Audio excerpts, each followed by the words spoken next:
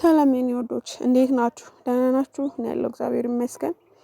ህይወት እንዲህ ናት። እግዚአብሔርን ነው የምላችሁ። ህይወት እንደዚህ ናት። ማርያምን እኔ አሁን ሰው ሞተ ምናምን ሲባል በወለድኩ ሰዓት የነበረኝ ሪአክሽን ነው ማየውና ነጻነት ወርቅነህ ሞተ ይላሉና ቲክቶክ አንዳንዴ ታውቃላችሁ ብዙ ሰው ይሄ የሶስተኛ ጊዜ ነው እንደዚህ ሳይሞት ከዚህ በፊት ሞቷል ምናምን ብለው እንትን ብለውት ነበር። ከዛ ተሻለው ግን አላምናቸውም ቲክቶከሮች ማለት ነው። አሁን ግን በቃ ሞተ ሲባል በቃ ወርጪ ጉርሻ ፔጅ ነው የማየውና የኔ ወንድም እቺ ምድር ከንቱ ናት። እመቤቴን በቃ ነፍሳችሁ ያለች በእጃችሁ ናት። ማርያምን እኔ ስወልድ ያየሁት ነገር ከወለድኩ በኋላ ያየሁት ፈተና ህይወት በእጃችን ናት። ትንሽ ናት። በቃ በዚህ ምድር ላይ ስግብግብነት በቃ ማን ከማን ያንሳል ምናምን እኛ ሰዎች ስንባል ገንዘብን ነው የምናስበልጠው። እግዚአብሔርን የሰው ማንነትን የሰው ይሄው እንደዚህ ነን።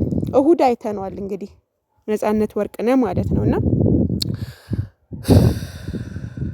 አላመንኩም። እግዚአብሔርን አላመንኩም። ማርያምን በቃ ጭራሽ አላመንኩም። ጉርሻ ፔጅም ቀልድ ይሁን ምናምን እያልኩኝ ኮምቻለሁ ግን አይደለም።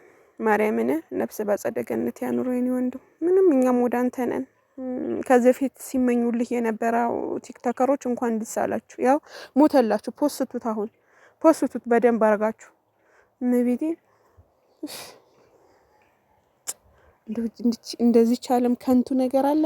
እንደዚች ምድር የሚያስጠላ ምድር አለ? ጌታ ሆይ እኔ በዚህ ምድር ላይ እንደው ንስሐ ሳልገባ የበደልኳቸው ሰዎች ይቅርታ ሳልል እንዳትወስደኝ አደራህን።